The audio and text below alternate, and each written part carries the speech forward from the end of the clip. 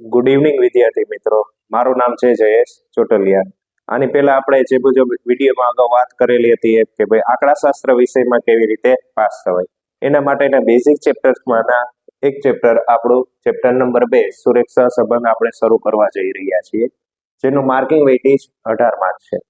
આ ખૂબ જ સરળ ચેપ્ટર છે, જેમાં સેક્શન એ ના 2 માર્ક છે, બી ના 1 માર્ક, સી ના 2 માર્ક, ડી ના 3 માર્ક, એફ ના 10 માર્ક, જેમાં 5 માર્કના 2 દાખલા પૂછવામાં આવે છે. આ 5 માર્કના જે દાખલા હોય છે એમાં સામાન્ય રીતે એક દાખલો હોય છે કાર્લ પિયર્સનની રીત અને બીજો દાખલો હોય છે ક્રમાંક સહસંબંધાંકની રીત.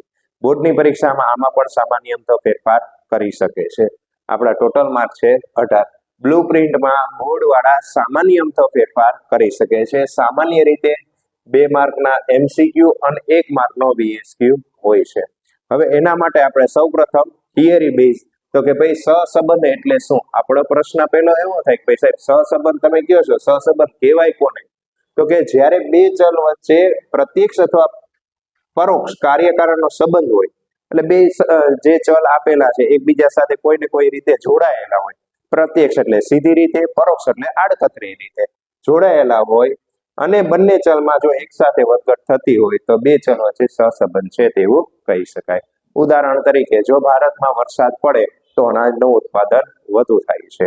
એવી જ રીતે જો ઉત્પાદન વધુ થાય તો ખેડૂતને આવક વધારે થાય છે. ખેડૂતને આવક જો વધારે થાય તો દેશના અર્થતંત્રમાં આવક વધે છે અને નફો વધે છે. તેવી જ રીતે હવે નેક્સ્ટ ક્વેશ્ચન છે આપણો સહસંબંધાંક એટલે શું? સહસંબંધાંક એટલે શું? તો કે બે ચલ વચ્ચેના સહસંબંધના ઘનિષ્ઠતાના માપને સહસંબંધાંક કહેવાય છે. હવે જે કોઈ પણ તમને પ્રોપર માપ મળે કે ભાઈ બે ચલ વચ્ચે કેટલા ટકા સહસંબંધ છે, તો એ પ્રોપર માપને કહેવાય છે સહસંબંધાંક.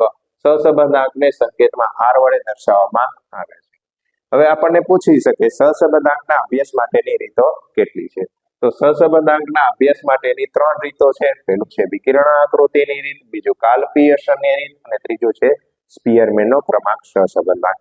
આ વિદ્યાર્થી મિત્રો MCQ માં પૂછી શકે છે કે સહસંબંધાંકના અભ્યાસ માટેની કેટલી રીતો છે, અથવા VSQ માં તમને 1 માર્કમાં પૂછી શકે છે. ત્યાર પછી છે કાર્લ પિયર્સનની સહસંબંધાંકની ધારણાઓ શું લેવામાં આવે છે? તો પહેલી ધારણા છે બે ચલ વચ્ચે સુરેખ સહસંબંધ છે અને બીજી ધારણા એવી લેવામાં આવે છે કે બે ચલ વચ્ચે કાર્યકારણનો સંબંધ છે. તમે જેના માટે દાખલો કરો છો એ બે વચ્ચે સહસંબંધ છે અને એ પણ કયા પ્રકારના કાર્યકારણનો સંબંધ છે એ ધ્યાનમાં લેવાય છે. જો કાર્યકારણનો સંબંધ ન હોય એટલે બે એકબીજા સાથે જોડાયેલા ન હોય અને તમે સહસંબંધ શોધો છો તો એ અર્થહીન છે. ઉદાહરણ તરીકે અમેરિકામાં વરસાદ પડે અને ભારતમાં વાવણી થાય તો એ બે ચલ વચ્ચે સહસંબંધ કેવો છે? તો કે અર્થહીન છે. પછી આપણને પ્રશ્ન પૂછે છે સહસંબંધાંકના કેટલા પ્રકારો છે? સહસંબંધના કેટલા પ્રકારો છે? તો સહસંબંધના વિદ્યાર્થી મિત્રો 2 પ્રકારો છે, એક ધન સહસંબંધ અને બીજો ઋણ સહસંબંધ. હવે આ જે કંઈ પણ તમને ક્વેશ્ચન આન્સર શીખવાડેલા છે એ બેઝિક ઇન્ફોર્મેશન છે. હવે આના ઉપરથી આપણે કાર્લ પિયર્સનની રીતના દાખલા કેવી રીતે ગણી શકાય એ આપણે નેક્સ્ટ વિડીયોમાં જોશું, જેમાં આપણે સૂત્રનો કેવી રીતે યુઝ કરી શકાય, કયા દાખલામાં કયા સૂત્રનો ઉપયોગ કરવો એ પણ આપણે સમજાવશું. ત્યાર પછી આપણે દાખલા કરતા શીખવાડશું. એટલે મોસ્ટ IMP ચેપ્ટર છે, સરળ ચેપ્ટર છે, આંકડાશાસ્ત્ર વિષયમાં પાસ થવા માટેનું મુખ્ય ચેપ્ટર આ જ છે. Okay, thank you. તો આવા જ વિડીયો મેળવવા માટે જયેશ ચોટલિયા એકાઉન્ટ ગુરુની ચેનલને સબસ્ક્રાઇબ કરો, લાઈક કરો અને કોમેન્ટ કરો.